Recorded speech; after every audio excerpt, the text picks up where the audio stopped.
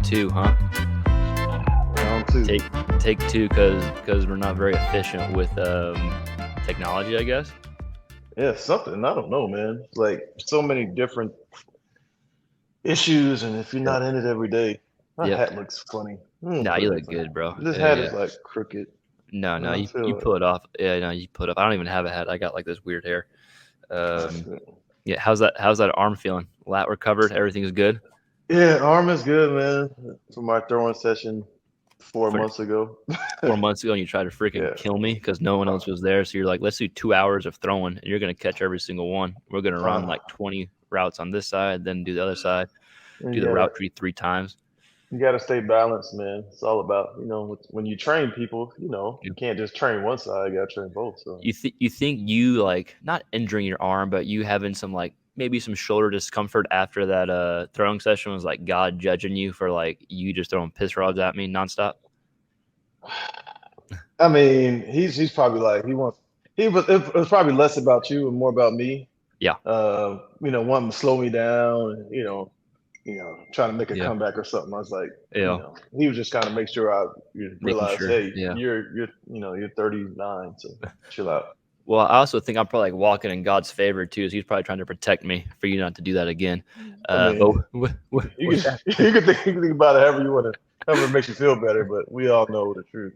Oh man. With that said, I'll go ahead and intro us. Like all these like cool podcasts, they like talk before the intro, and so that's what I was kind of trying to go out now, just trying to fit in, just trying to be cool. Well, that didn't go well. So. Yeah, but anyways, everyone, thanks for tuning in. This is another QB Spotlight podcast, video, YouTube episode. However you were getting this content, we thank you for tuning in and watching. And we got a cool guest, former NFL vet, former Mizzou great. Brad Smith, that we're going to just chop it up, talk all things quarterback. This is our second time recording this podcast because the last time our audio was kind of messing up on us, but we got some dope stuff coming up. And again, this is just a big quarterback hub.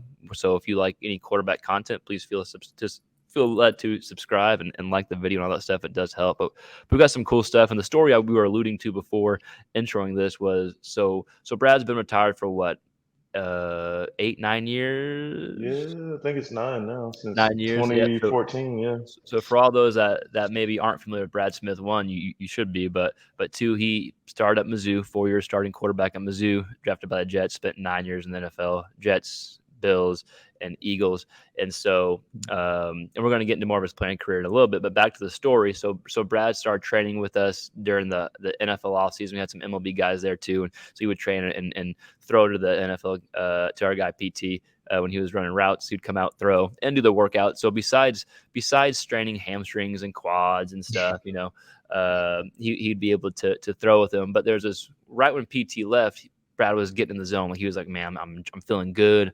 I'm getting my body back to where I want to be. Let's keep throwing. So I was like, yeah, sure, I'll come catch you. And like my hands were just like, I couldn't move my hands the next day. And Brad went out like all out and was just like throwing piss rods at me. Like he's getting ready for a freaking game or something, or like the NFL combine. I mean, man, I was taking it easy on you, man. That was, I was probably about 75%, Some people like are just, soft. I wouldn't say soft, but like some people are like, come on, man. Suck it up. I mean, I'm not saying that's you. I'm just saying. Oh no, I didn't get that. It's not you. Yeah. Hopefully, I didn't come off that way. No, you didn't allude to that. Like, and then you got some people who are just like bullies. Like, I'm 6'4", 220, I got a rocket arm. Let me just see how hard I can throw this ball to this guy 7 feet away in a slant. There are some people like that. I mean, I'm 6'2", so I don't know. I mean, imagine a 6'4" guy. Don't know if you're 6'2". I think you got a few more inches than that. I mean, I live with myself every day, so I don't know if I would know how tall I am. No, I do. I got a good eye, and but anyways, I hope that shoulder is feeling better. Good, but with that said, man. So obviously you've been out for what did we say 9 years, something like that? Yeah, something like that. Yeah, 9. But still entrenched with the game, watching Saturdays and Sundays, and of course you got your son Alex, who you're coaching up and getting him ready as he's entering 8th grade. But with that said, you got so many good memories in college, so many good memories in the NFL. Are you more like a college or NFL guy right now? Like, what are you tuning into a bit more? What are you more entrenched with? Man, it varies from week to week. It's like a totally different feel. Like and I can see it more now. Just college is a little bit more organic, I'd say. It's kind of, raw, and it's more about the players. So I like watching, my son loves Bryce Young, CJ Stroud, and those guys. So anytime they were on, he had us in front of the TV watching them, or Missouri, of course. Yep. And then, on Sundays come around, it's almost like an institution. Like you turn it on and let it play throughout the day, and whoever's on is on, and you really can just appreciate the skill level. So I wouldn't say one more than the other. It's just kind of when the NFL is on, I'm more like analyzing stuff. When college is on, it's like, man, you just really get involved in the game and the story. So is it like college? Are you almost more of like a fan? You feel like root for Mizzou, and then NFL, it's almost like a schematic standpoint. You're still like breaking down things in your head, or it becomes more technical. It's like the game is so much cleaner than in college. Like even though like high level college football is, I mean, it's clean. It's as close as you can get. It was like it's so precise in the league, and it's just fun to watch, especially the good teams. And it's crazy because everybody tries to be like really technical and precise in the NFL, but it's like the teams that are fun to watch are like almost like college teams where it's just like raw and people are having fun and making plays and celebrating and just playing with a lot of emotion. And so you like to watch. I like to watch those teams. You mentioned that Alex, your son, likes Bryce Young, CJ Stroud. So y'all would tune into I guess a lot of Bama games and Ohio State games last year to watch them. Y'all gonna follow them this year? I think depending when people are watching this video, I think this Texans play tonight. So CJ Stroud should be on tonight. Oh yeah, for sure. Like as soon as we know one of those guys or somebody we've been following is on, when PT plays, we'll be tuning in with Shed Long plays. We watch him. So it's just it's crazy how you just if you're a good person and you're positive and you're a good player, like people just want to see you do well. So it's cool to see my son look up to somebody and to want to emulate what they do. That's cool. I've never really thought about that. That's dope. And you mentioned PT, who is a fantastic role model, Patrick Taylor, for the running back for the Green Bay Packers, someone that we got to train with this offseason stuff. You think you can beat PT in a race? Like, if you have a year of training to get back, what do you think? Man, I need a year and then some. I just got to make sure I don't pull nothing again. But getting stronger, but I think I think I have a chance. What about prime Brad Smith? Brad Smith, where he's running kickoffs in the NFL for touchdowns. That guy's pulling away for PT, or what do you think? Yeah, I mean, I think I can get him. So? Yeah, I'm pretty sure I would have been, but we would never know. Never know. Yeah. No, but I know. I as Sean Rutherford likes to say, it's like I bet on myself. Love that. Shout out Sean. Love that. That's good. We'll get PT's rebuttal too. Maybe have him come on and talk about things. He lies, so I don't know. Nah, he's my favorite player. He is. Yeah, Patrick Taylor's my favorite player too. Yeah, for sure. Yeah. We'll be tuned in with him as far as he knows. but with that said, sticking to some college stuff, there's been a bunch of realignment, right? So when you played at Mizzou, they were in the Big 12, and I know we're a quarterback show, but there's so much realignment. So just to get our clicks up, realignment, conference change, want to say those words so people come and watch us. But no, and in all seriousness, so all these teams that you played against when you were in college, they're all over the place now. Even though A&M and is in the SEC, Oklahoma and Texas are joining, but still, is it weird like watching these games and the schools that Mizzou is playing aren't the schools like you played? Like, do you kind of miss that rivalry? And just talk on realignment as a whole for a minute or two. Man, you think times change and situations change, so I totally get business wise why it makes sense. Just from a financial standpoint, like it's it's killing. These schools going to make more money than they would where they were, as far as we know. But um, you do miss like just the consistency and that history that you had. You know, you playing Colorado, Kansas, Kansas State, Oklahoma State, and like just to see like continue that. Oh, okay, we played them. All their uh, this coach is still there. Bill Snyder's still there. You Mm. know, you like to see, or the Oklahoma State coach Gundy. You Mm-hmm. know, I played against him, and now they're playing against him, and it's cool to see the history. And they bring up videos before the game of old games, and especially that Kansas rivalry. So it's weird. I wish the kids who are at these schools got to experience those because it just meant more. Yeah. The fans, the university the atmosphere would be totally different. And now it's just kind of, it's almost very NFL like. You lose a little bit of that connection. I was going to like there was like having a ceremony for like honoring some people in the SEC, and then so they invited me to come as a representative for Missouri. So like I'm going to this thing, and it's like Florida, yeah, University of Florida, LSU, Alabama, Georgia, all these guys that went there, and then you got me coming in there from Missouri. I never played against any of these schools. Yeah. Don't know the guys, and they're like from Missouri, and they're like who is this? Yeah. What they would have said that anyway, but it was just kind of like it's just awkward, and there's really no history there yet. And that just takes a long time.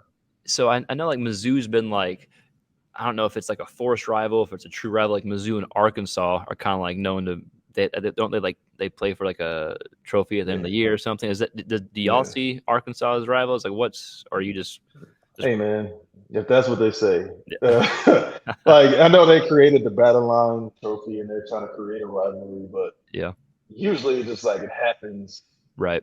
organically. And that Kansas Missouri is just Yeah, it's not like I don't hate Arkansas because yeah, but yeah. like Kansas, like So you hate Kansas, like you I don't, yeah, the color, I don't blue in my house. When I play for the Bills, that blue is like, Ooh. So I'm just kidding, but like Kansas, like they don't like us, we don't like them. Yeah. As a school, so I got people living in my neighborhood in Texas with like they fly Kansas flags, and it's Oh like my you God. just want to Their house. yeah, all that. So that's what I feel about a rivalry like Oklahoma and Texas, that people just don't get right now. That's interesting. I do remember the Mizzou Kansas, like before Kansas really dropped off, and like when they had Todd Reesing at quarterback, who I think was he after you? Oh yeah, they were after. Yeah, but it was like Todd Reesing, I think Chase Daniels maybe, and like Kansas was going to the Orange Bowl. Mizzou was ranked real high. Like I remember those games when I was in high school. Yeah. Speaking of Mizzou, do you go back like once a year to go watch games? You go more? Yeah, it's usually ends up being like once a year. Yeah. To go see what's going on, see what new thing they've added to the stadium. Yeah. They're always making huge improvements. So right. So are you tuned into most Mizzou games like on the TV, like if able to keep up?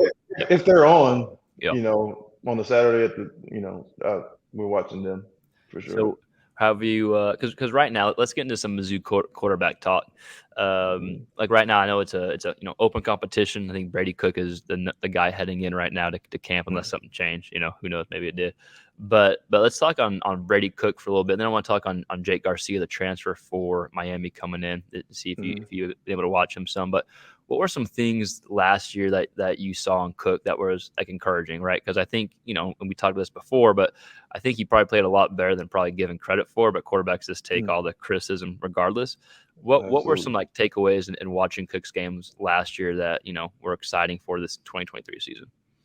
Yeah, man, just the times I got to see him play in the offense. I mean, he's just he's an underrated athlete, moves great, when passes break down, and he takes off and gets positive yardage, can turn into a big play.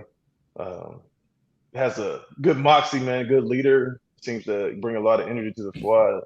And you think about quarterback, especially at Missouri, it's just there's this pressure to take teams and win every game, which that's the goal. But Yeah. people don't really take into consideration all the circumstances, all the different factors that are happening inside the team, whether it be injuries or deficiencies or issues, whatever it may be. And the fact of the matter, as a quarterback, you have to take all that. And your goal is to put your best foot forward and put the team in the best position to be successful. And it looks, from what I saw, Brady was able to do that. Yeah, you mentioned two things to bring up. One, you alluded to briefly, like the history of the quarterback play at Mizzou from you, because you started that good run. I know for those that know Brad, he's probably the most humble, modest man I've met. So I'll brag on him a little bit. And I think to this day, still, he's the only player with 4 straight seasons of 2,000 yards passing and 1,000 yards rushing in each season. So, yeah, and we're going to get that here in a little bit. But so it was you, Chase Daniels, Blaine Gabbert, Drew Lock, James Franklin. I mean, there are just a lot of really, really good quarterbacks at the position. Even guys like Matt Mock, who had flashes, right? So I think they've always had just like good quarterback play. So, and you also talked about with Cook, like having almost like a chance to develop. I know those weren't your exact words, but it's like the experience factor is such a big deal there. Yeah. But also like with Cook, like being an underrated athlete, people probably don't realize he rushed for over 500 yards last year, right? Like had his TD to interception ratio was still a 2-to-1, which isn't top tier or great, but it's not in a bad position either. It was his first year starting in the SEC, which I think gets glossed over. Everyone expects first year starters to be Trevor Lawrence or Justin Field. They expect that type of like production as their first year. So maybe you can hit on the experience factor and like how much that plays a role, because he had a full season of starting in SEC play, and I think he's only going to get better. Like I think maybe this time next year, like he's going to be talked about one of the better guys in the SEC potentially if he takes those steps forward. So maybe just talk about the experience and how important that is, and the fact that even though he was like maybe up and down at times, which is fair, with that experience, like more consistency tends to follow. Yeah, man, and I really hope that for him that the development clicks and things start operating really, really great for him. I mean, these are kids, man. Like whether we want to, they're talking about NIL and paying them and all that stuff. But like they're 17, 18, 19, 20, 21-year-old kids. Now some come in a little older. Yeah.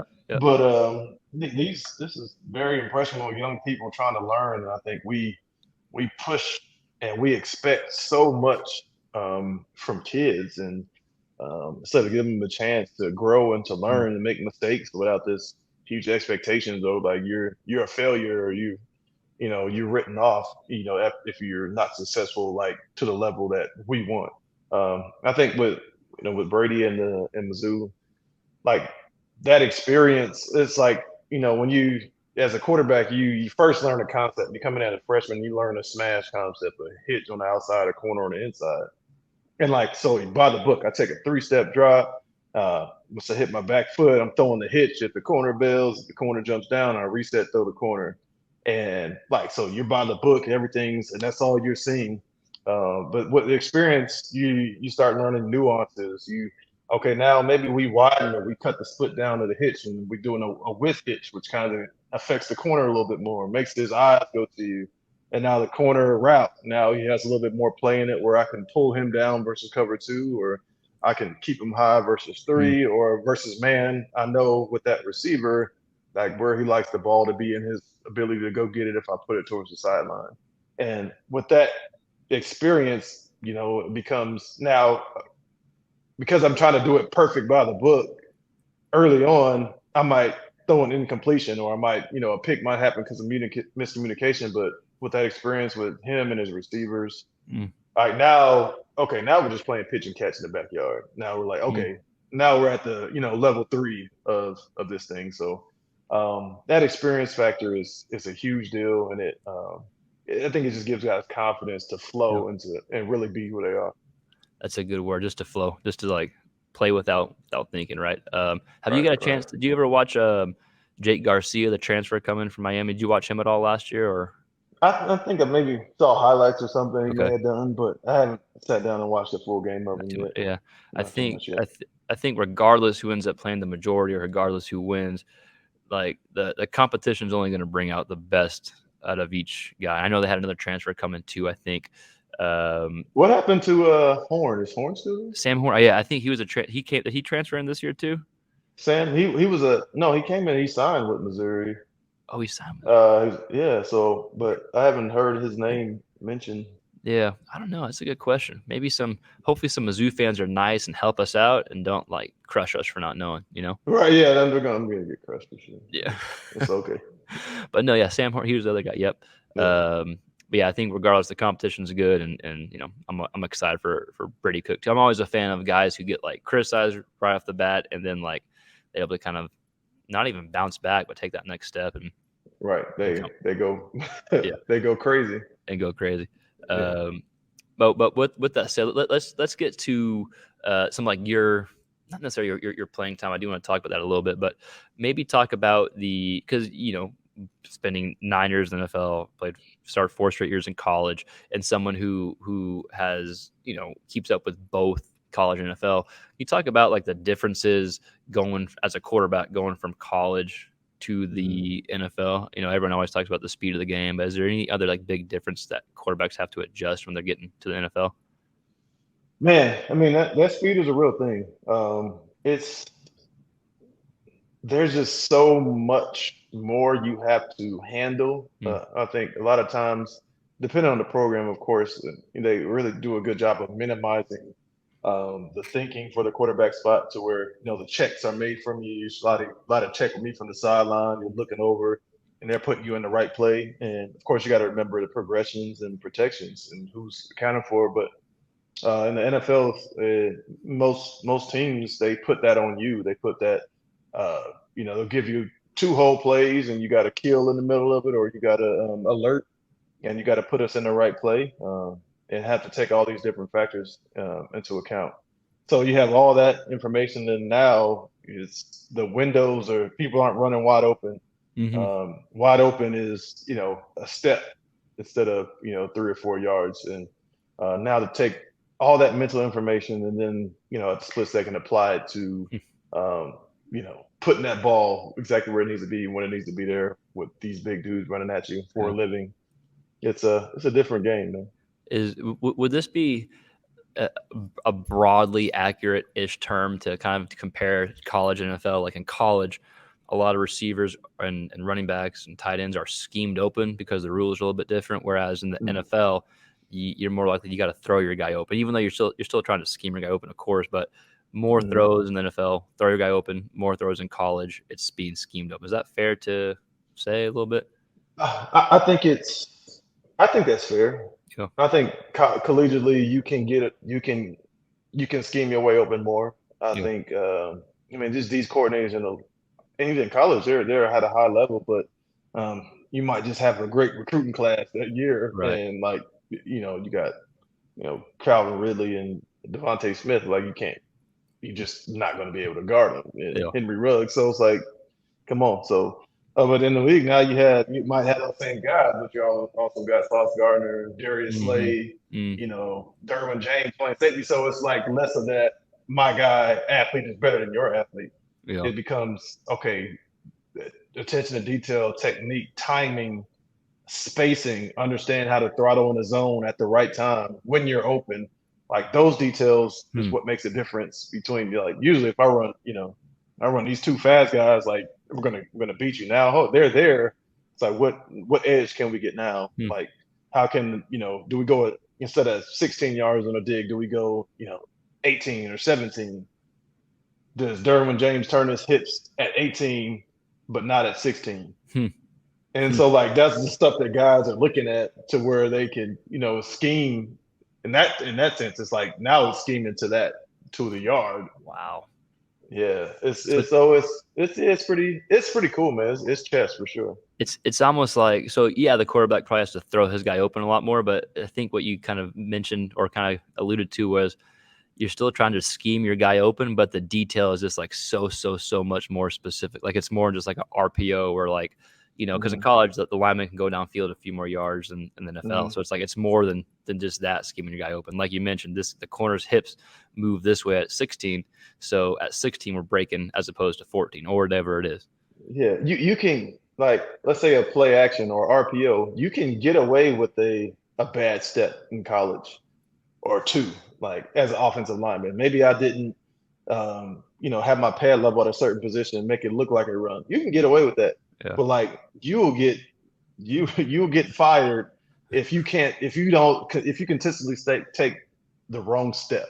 Like if you take an important spot, and look, people don't see it, but like an offensive lineman on a play action pass, he didn't drop his pad level and make it look like run. He's standing up, and now that linebacker triggers and sacks the quarterback.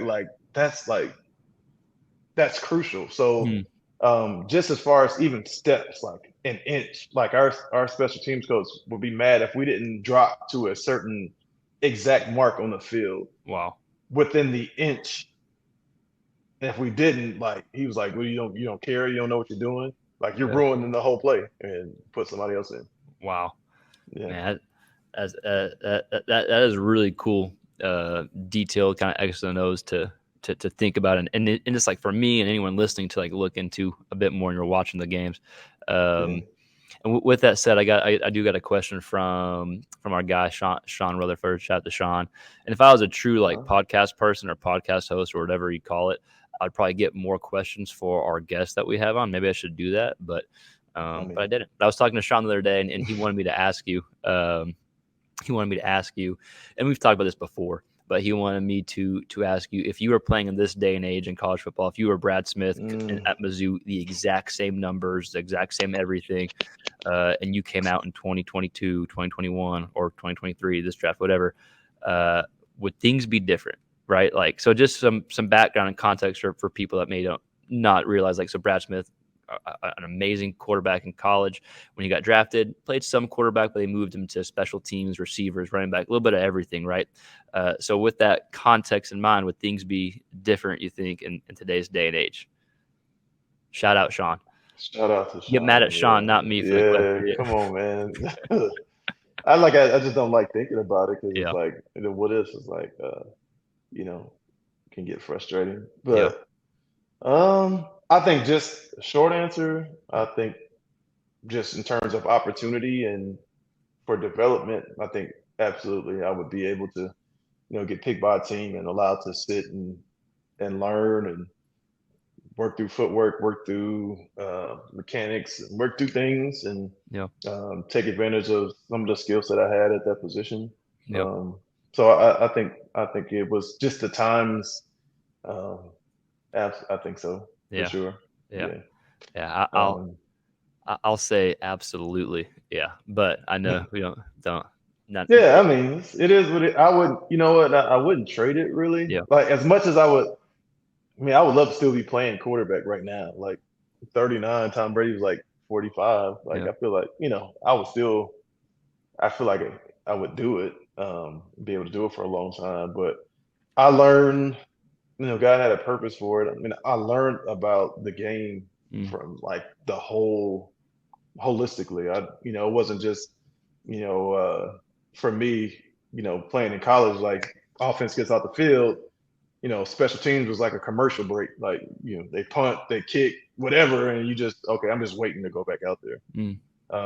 But it became valuable. It became like critical and necessary to understand what all went into special teams: punt return, kickoff, punt protection, and then the receiver, like, okay, this is what they're trying to do. This is, as a receiver, this is what the problems they're faced with, and like the problems they got to solve at receiver, and this helped me relate to them and quarterbacks and running backs and everybody better. So I can teach and talk to other people about it in a different way. Yeah, no, that's dope. That's a great perspective and mature answer, which of course knew you would have. You always got a lot of wisdom. For those that know, Brad's always passed on great wisdom and game to our younger pro guys. But with that said, you mentioned just now, like you have a better understanding of the game, even though at your heart, like you're a quarterback, you're always going to be quarterback, but you have a better understanding of the game for because you played so many different positions at the highest level, Mm-hmm. and now you have a great 7-on-7 organization and team, which give a shout out to. Yeah, but now you're able to coach and pour into the next generation of kids, quarterbacks, every position essentially, right? So, and we've talked off air about the differences in like training now, from shoulder care to quarterback training to speed work, but now like things have evolved, and there's a lot more that there's a better understanding now than when you played. So can you talk about how you're able to pass that on to the next generation, regardless of the position that they're at? Oh yeah, so my Godspeed boys, Yep. Godspeed 707, love working with them. But I think the first thing we try to instill is just to keep the main thing the main thing. The game is, you stay true to the game, you do it the right way, you do it for the right reasons, then success will come in whatever success looks like for you. And that could be for somebody that might be making it D1 or going pro, and somebody else is, I'm able to run a slant route better and catch it better than I ever have in my life. Mm-hmm. So keeping it pure, taking all the pressures out and expectations from outside, and really get them to see the game for what it is. And I think so many times now, social media and just media in general and all the pressures it's like always looking for the next thing, Mm-hmm. always trying to, strive to be something instead of just enjoying it for what it is. Um, and Yeah. I think that passion and love for the game, like if you look at it the wrong way, it'll kill you. Right. It'll kill you. You get what you want, but you'll die on the way there. Yeah. And that's what we want for the kids. But just from a practical standpoint, Yeah. just being able to teach them uh, the fundamentals, yeah, how to control their body, getting in and out of breaks, understanding concepts of offense and defense, coverages, body language, all those kind of things. Yeah. Just those really base things. I mean, I heard Coach Mike Tomlin say, just what makes successful people and teams is the ability to do the routine things routinely.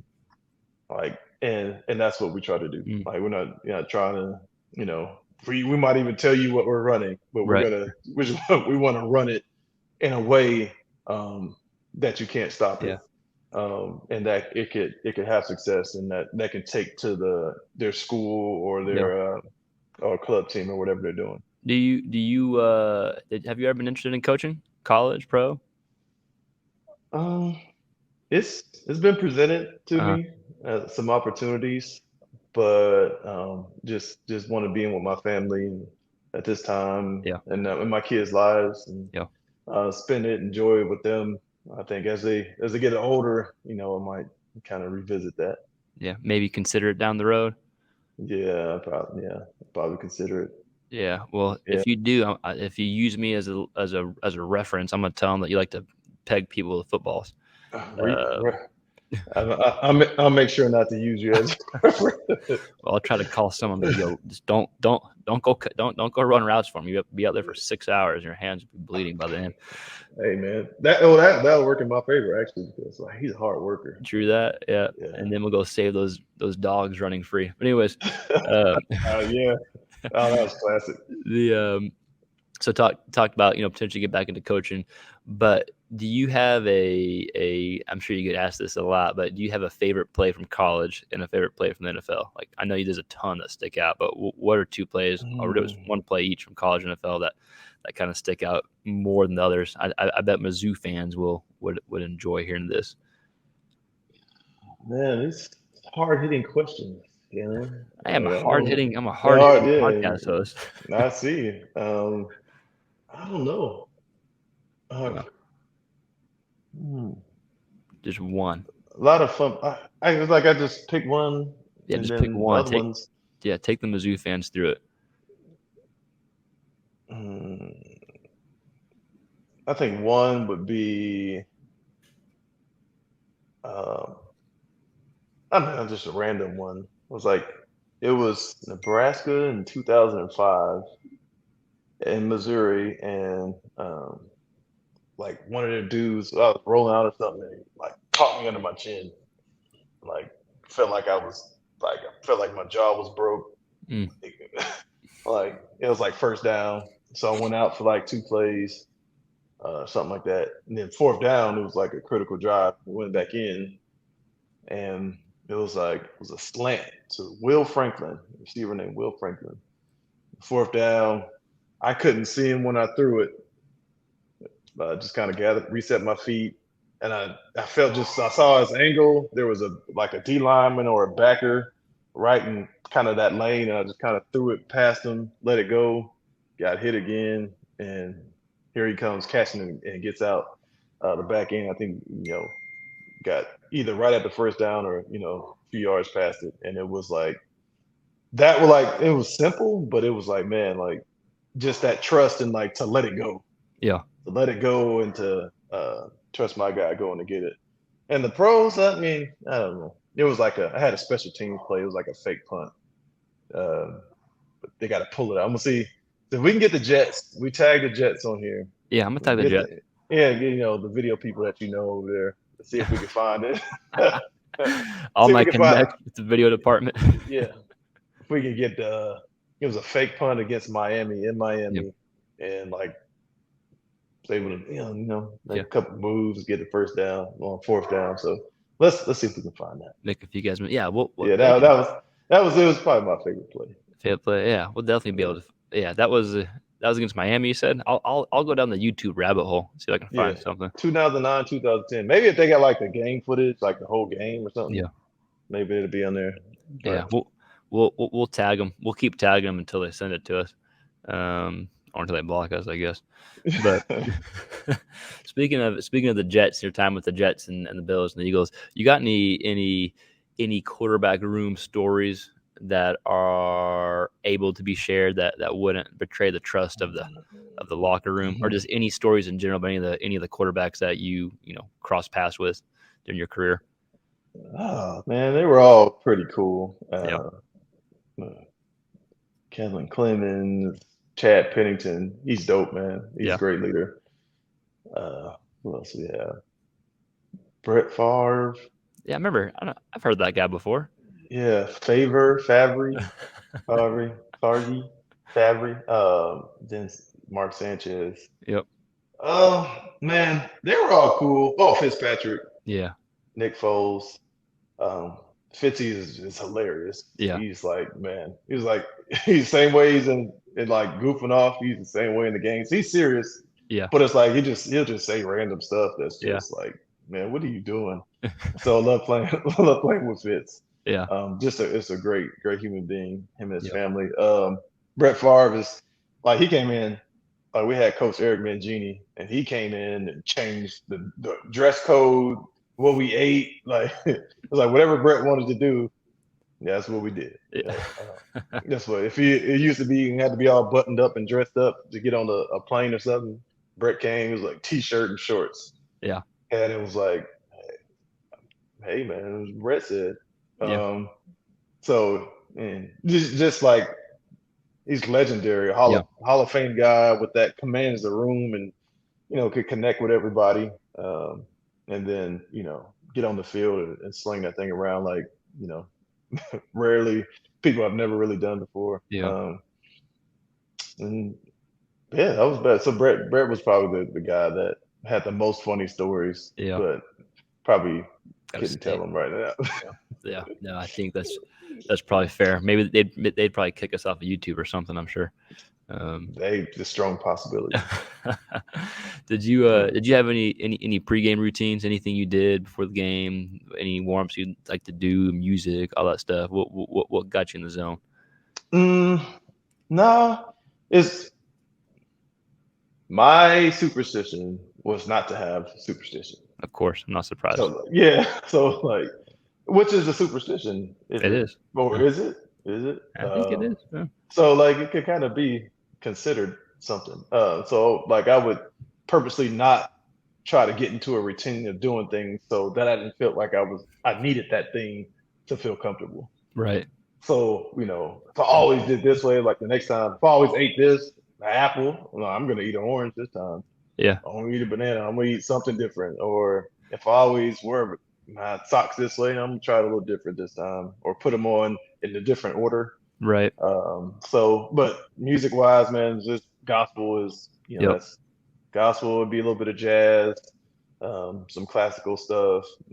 Some games I just after that movie August Rush came out. I don't know if it's a classic if you haven't heard of it. I've heard of it. Yeah. From this, if you don't have the soundtrack, then you're missing out. Wow. But yeah, had a song on the soundtrack. It was like a classical, and it kind of had this big build up, and you ride to the stadium, and it's just like, I don't know. For me, it was a calming thing, but also like underneath there was like this, building, like Mm-hmm. fire going on underneath. So I would do stuff to kind of keep me calm, so I wouldn't, just kind of, because it's a long game. Games are Yeah. 3 hours, and Yeah. you get pregame, you go, get all jacked up. It's hard to maintain that Hard to for get back. a long time. So just What stuff that kind of keep you even. What about when you worked out and trained? What was on the headphones or the speaker when you were working out and training? Whenever you had the aux, Man, I never heard it. you never. Whatever, I never really heard it. I'm like, I would hear it, but I just zone out. What about Whether when it's when you're training by yourself? Like when you're training, what are you listening to? nothing. Right now, what would you want to listen to if you were training, working out, and they're like, "Hey, Brad, make a playlist of music." If I had to, If you had to, yeah. I know it's a tough question. I know it's a it's tough question. yeah. Well, nothing will be empty. Like, because I don't like, it doesn't affect me like that, Yeah. especially working out, because I don't want to be there anyway. Right. So Yeah, you're making fun of the trainer probably. I'm probably that's my entertainment Actually, I know for that is for a fact. Yep. is complaining and making fun of the trainer. Yeah, But gang up on him. That's always fun. yeah. So I don't like music. It's definitely, it's fun, but after a while it all sounds like, to me, it's just noise, Yeah. like background noise. But if I had to make one, it'd be like Lecrae, KB, Right. Andy Mineo, mix in a There we little go. Toby, Yeah. Toby Nwigwe, H-Town, let's go. H-Town, yeah. Come on. Fred Hammond mixed in Okay. there. What gospel? Some Maverick City. Okay. Let's see, who else we like. See, you had music. You Got were ready. Yeah. yeah, Pretty cool. I love, don't get me wrong, I love music, but Yeah. you got Hovey. Um, yeah, I mean, Yeah. That's those a good guys, list. I think you make a good little playlist. And Yeah. again, for me, it's like eventually it's like I just hear beats. I hear like beats, and Right. you just You kind just of go. No, I'm with you. just yeah, just I'm go. with you. Man, well, before I get you out of here, a few more things I want to touch on real quick. I know you're like so excited to stop having to talk and look at me, but with because you mentioned about like everything that playing wise, what you got going on now, coaching. Can you talk a Mhm. little bit, or what you can speak on about the cool like product that you are part of that's coming out that's really going to help kind of connect athletes with kind of everything they need, at least the modern day athlete. Can you go into a little bit of detail if you can? I know there's not like a set Yeah. like spot for them to go look it up, but Yeah. So we're in the process. Thanks for asking. It's a platform we're building with some other former players and guys who are kind of big in the space of recruiting and college coaching, NFL coaching and mm, scouting.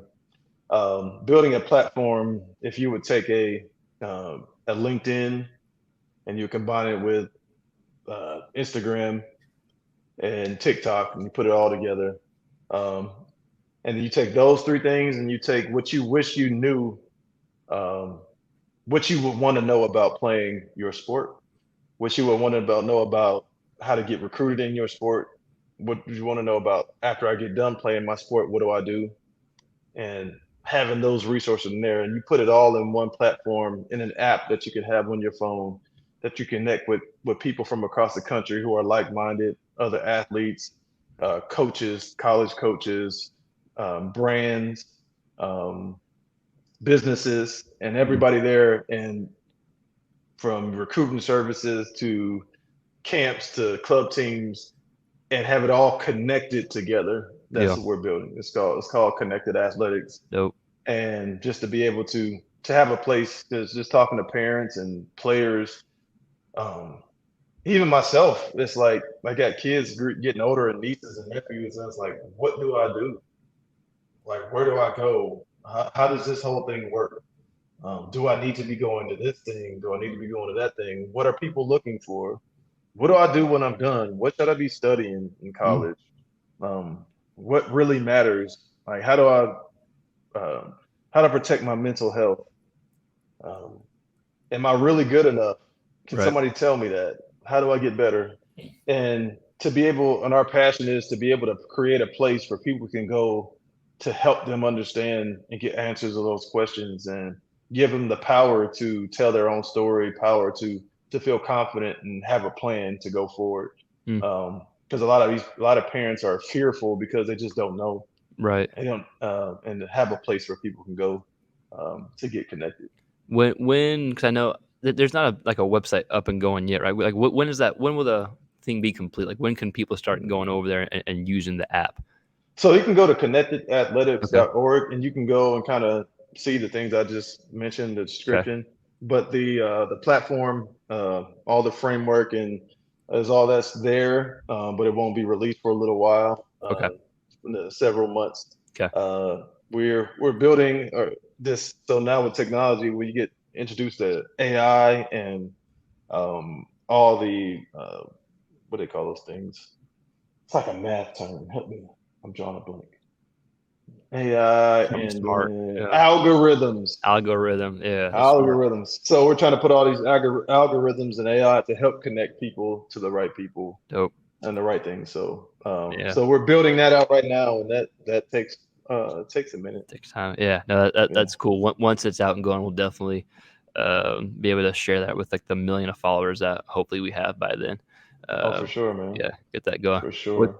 With that said, Brad, you've been like so gracious with your time and to hang out. But something I always ask everyone that comes on, pretty much, right? We have a bunch of current and former quarterbacks that come on, a bunch of current college coaches that come on.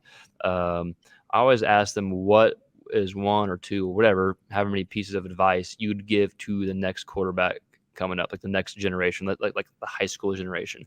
So like a 16, 17-year-old Brad Smith, what's some advice that you would give to that quarterback? Man, keep God first. Keep God first and keep the game in its proper perspective.